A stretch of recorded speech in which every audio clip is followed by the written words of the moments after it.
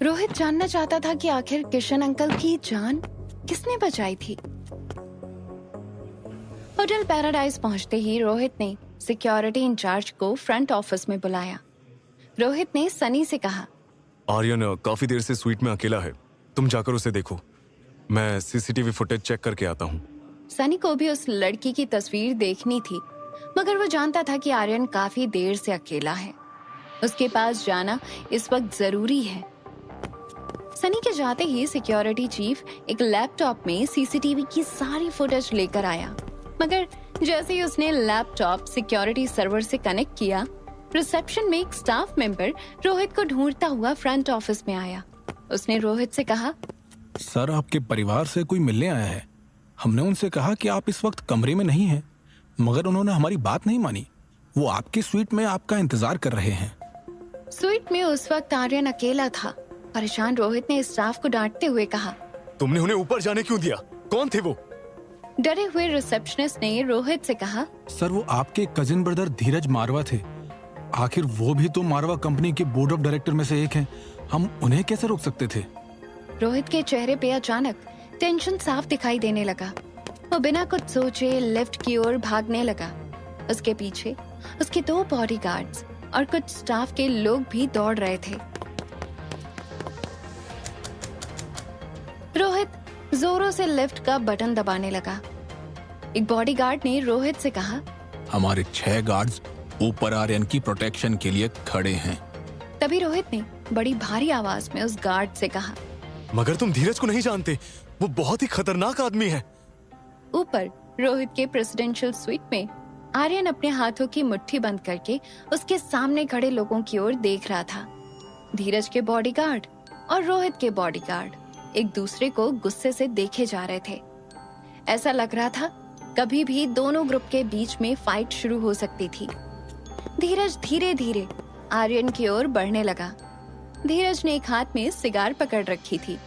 Cigar का धुआं उड़ाते हुए उसने आर्यन से कहा, चलो भाई, तुम्हें लेने आया हूँ। आर्यन, चलो दादाजी के पास जाएंगे और अपने किए की सजा पाएंगे। धीरज का चेहरा देखकर आर्यन को बहुत डर लग रहा था।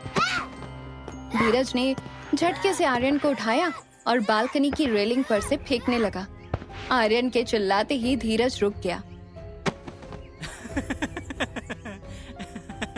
आर्यन को जमीन पर रख के जोर जोर से हंसने लगा। धीरज के बॉडीगार्ड्स भी हंसने लगे। तभी धीरज फिर से आर्यन की ओर कदम बढ़ाने लगा। आर्यन हिम्मत जुटाने की कोशिश कर रहा था, मगर अपने आप उसके कदम पीछे जाने लगे। तभी सनी आर्यन और धीरज के बीच में आकर खड़ा हो गया। सनी ने धीरज से कहा, धीरज भैया, ये आप क्या कर रहे हैं? आप इस तरह आर्यन को नहीं ले जा सकते। रोहित भैया को ये बिल्कुल अच्छा नहीं लगेगा। धीरज ने सनी को एक हाथ से आर्यन के सामने से हटाया और कहा, सनी, तुम अभी बच्चे हो, कुछ नहीं जानते, मेरे बीच में मत आओ। अरे, मुझे तो यहाँ खुद दादाजी ने भेजा है। इस नाजायज को, मेरा मतलब इस बच्चे को घर लाने का हुक्म दिया है। तुम ही बताओ, दादाजी के ऑर्डर को तो मानना ही पड़ेगा ना। चलो बेटा, दादाजी ने बुलाया है। धीरज अपने लंबे हाथों को आगे बढ़ाकर आर्यन को उठाने की कोशिश करने लगा। तभी सनी ने फिर से धीरज को रोक लिया। धीरज भैया, प्लीज आप ऐसा मत कीजिए। रोहित भैया भी ऊपर आते ही होंगे, आप पहले उनसे बात कर लीजिए। धीरज को सनी की ये बात बिल्कुल पसंद नहीं आई। उसने बड़े गुस्से से सनी की ओर देखा और कहा, तुम्हें क्या लगता है तुम रोहित के कजिन हो इसलिए तुम्हें उसने साथ रखा है? नो, उसे आर्यन के लिए काया चाहिए थी, बस तुम्हें इसीलिए अपने साथ रखा है। तुम ही सोचो, जिस आदमी ने किसी नाजायज के लिए पूरी फैमिली को छोड़ दिया, उसने तुम्हें क्यों अपने साथ रखा है? चलो अब हट जाओ मेरे रास्ते से। धीरज के मुंह से ऐसी बातें सुनकर सनी के सेल्फ रिस्पेक्ट को धक्का लगा था। सनी को पढ़ाई में कोई दिलचस्पी नहीं थी, मगर वो बाकी काफी चीजों में बहुत होशियार था। फैमिली में सबसे ज्यादा हमेशा रोहित ने ही सनी को सपोर्ट किया था और इसीलिए वो रोहित के साथ रहना पसंद करता था। और अब तो ये ना सिर्फ उसके भतीजे की सेफ्टी का सवाल था, बल्कि उसके गेमिंग गुरु की भी सेफ्टी का सवाल था। सनी ने आर्यन को अपनी बाहों में उठा लिया और धीरज से कहा, भैया चाहे कुछ भी हो जाए, आप आर्यन को नहीं ले जा सकते, बस। इस बात पर धीरज को गुस्सा आ गया। उसने अपने शर्ट की स्लीव ऊपर चढ़ाते हुए सनी से कहा, अब तुम्हारे साथ जो होगा उसका जिम्मेदार मैं नहीं। सनी ने बचपन में धीरज के हाथों बहुत मार खाई थी। धीरज कराटे में ब्लैक बेल्ट था। सनी को पता था कि वो चाह कर भी धीरज का मुकाबला नहीं कर सकता था। सनी के पास आकर धीरज ने उससे कहा, लगता है तुम्हारी याददाश्त बहुत कमजोर है। शायद बचपन की बातें अब तुम्हें याद नहीं। तभी अचानक पीछे से एक आवाज आई, काफी बातें तुम भी भूल चुके हो धीरज। तुम्हारा बेवजह बच्चों को परेशान करना मुझे बिल्कुल पसंद नहीं था। रोहित ने धीरज के बॉडीगार्ड को धक्का मारा, अपने लिए रास्ता बनाया। रोहित धीरज के बिल्कुल सामने आकर बोला, कोई मेरे ही घर में मेरे बनाए हुए रूल्स तोड़े, ये मुझे आज भी पसंद नहीं। रोहित को देखकर धीरज ने अचानक ही अपना मूड और बात बदलते हुए कहा, अरे रोहित, तुम आ गए। कब से तुम्हारा इंतजार कर रहा था। धीरज को पता था कि कराटे में रोहित उसका भी सीनियर था, इसलिए रोहित से किसी भी तरह का मुकाबला करना फिजूल था। धीरज दोनों हाथ फैलाकर रोहित के गले मिल गया। रोहित बस यूं ही खड़ा रहा। धीरज ने यह नोटिस किया कि रोहित को अच्छा नहीं लगा है। वो हंसते हुए कहने लगा, अरे भाई, तुम तो बुरा मान गए। तुम थे नहीं, तो मैंने सोचा सनी के साथ वही पुरानी मस्ती की जाए। रोहित ने धीरज की बात को काटते हुए कहा। क्यों आए हो धीरज? धीरज लिविंग रूम के सोफे पर बैठकर सिगार बुझाते हुए बोला, दादाजी ने बुलाया तुम्हें। वो चाहते हैं कि तुम इस आर्यन के साथ वापस घर चलो और हम सब बैठकर फैसला ले लेते हैं कि आर्यन की सजा क्या होनी चाहिए। रोहित ने धीरज को आंखें दिखाते हुए पूछा, What do you mean by सजा? उसे किस बात की सजा मिलनी चाहिए? धीरज अचानक खड़ा हो गया और दोनों हाथ हवा में फैलाकर रोहित से कहने लगा, किस बात की सजा? ये तुम पूछ रहे हो? तुम जानते नहीं इस नाजायज बच्चे को किस बात की सजा मिलनी चाहिए? ये एक पागल और बदतमीज लड़का है। इस बात की सजा मिलनी चाहिए इसे। क्या बिगाड़ा था हमारी दादी ने इसका? कितना अच्छे से रखती थी इसे।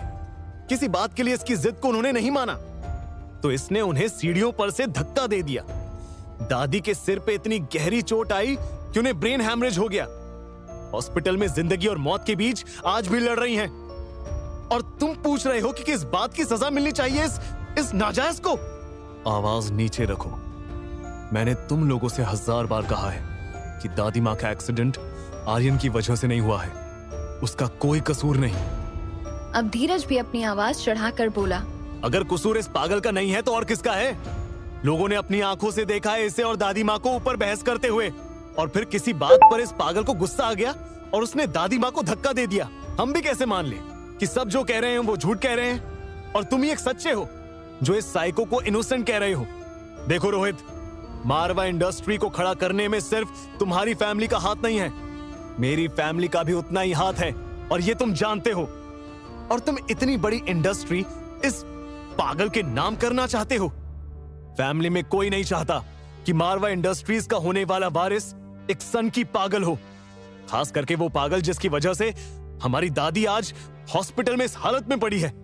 रोहित ने अपनी उंगलियों से अपना माथा दबाया और धीरज से कहा, मैं ढूंढ रहा हूँ डॉक्टर अमृता को, बस किसी तरह उनकी अपॉइंटमेंट मिल जाए। रोहित की इस बात पर फिर से धीरज ने अपनी आवाज चढ़ा ली, ढूंढो उसे। इतने महीनों से हम भी ढूंढ रहे हैं डॉक्टर अमृता को, मगर इतना आसान नहीं है उनकी अपॉइंटमेंट मिलना, और ये बात तुम भी अच्छी तरह से जानते हो। इरिटेट होकर रोहित ने कहा, अगर जरूरत पड़ी तो डॉक्टर अमृता को खींच कर ले आऊंगा। अब तुम जाओ यहाँ से। अपने बॉडीगार्ड्स के सामने अपनी इंसल्ट होते देख धीरज को बिल्कुल अच्छा नहीं लग रहा था। धीरज ने अपने दोनों हाथ अपनी जेब में डाल दिए और रोहित के बिल्कुल पास आकर बड़ी शांति से कहा, क्यों इस पागल के लिए अपनी फैमिली को नुकसान पहुंचाने में तुले हो? आर्यन के लिए तुम्हारे पागलपन की वजह से पूरी की पूरी मारवा फैमिली दुखी है आज, और उसका जिम्मेदार सिर्फ ये आर्यन है कौन ये? हमें तो ये भी नहीं पता कि इसकी माँ कौन है। एक मेंटली सिक बच्चा जिसकी माँ का कोई पता नहीं, उसे तुम मारवा खानदान का वारिस बनाना चाहते हो। देखो रोहित, मैं तुम्हारा भाई हूँ, मेरी बात मानो। तुम अभी जवान हो, हैंडसम हो। लड़कियां तुमसे शादी करने के लिए मरती हैं। किसी से भी शादी कर लो और बच्चा पैदा करो, और फिर उनमें से किसी भी एक को बना देना खानदान का वारिस।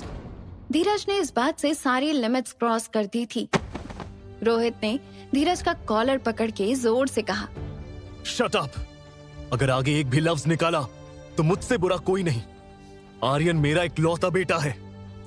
रोहित की आवाज सारे प्रेसिडेंशियल स्वीट में गूंजने लगी। दोनों भाई एक दूसरे की आंखों में गुस्से से देखते रहे। थोड़ी देर की शांति के बाद धीरज ने अपने कदम पीछे लिए।